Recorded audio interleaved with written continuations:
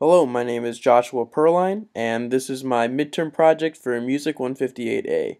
In my project, I decided to attempt to recreate a guitar in Max. So the way I did this is if you strum over the guitar and press one of the buttons on the keyboard, namely a button that maps to the name of a chord, it'll play that major chord.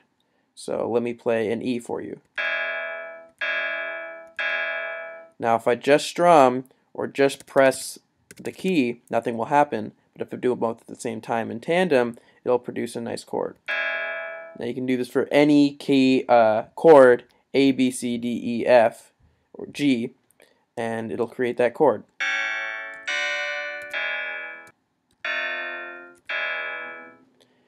Now if we press caps lock, we can play the accidentals.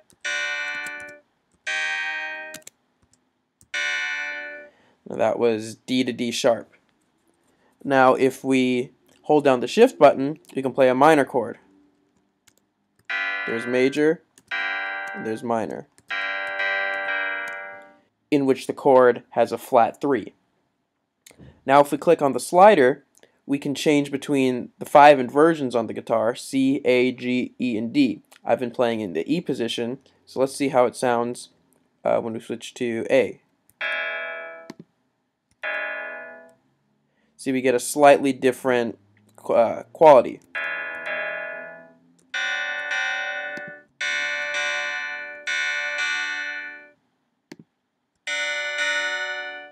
We can do these for all of them.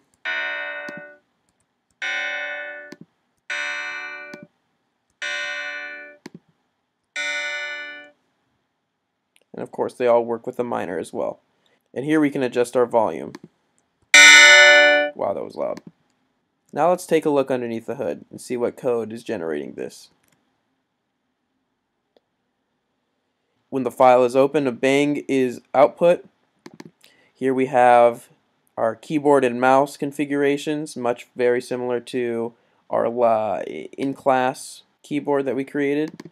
Here is all of the code in which guitar inversions are created. Here we have the root note as 0, and then all of the scale degrees are mapped out from 0 to 12 from the octave range. And this is how we create our inversions. Then I save the shapes to an array, and based on what key we put in, that determines what the root note of the chord is. Here we have, if the caps lock is down, it raises it up half a step.